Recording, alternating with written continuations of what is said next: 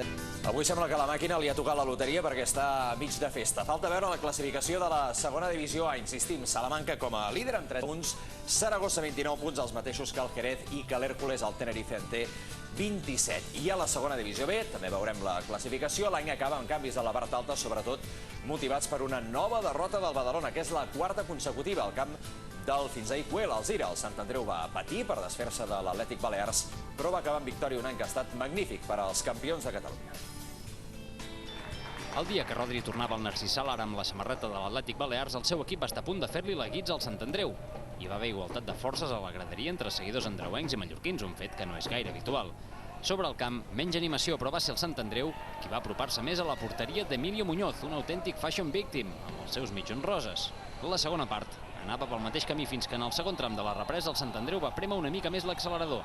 Aquesta canonada de Pons en el minut 66 podria haver inaugurat el marcador local.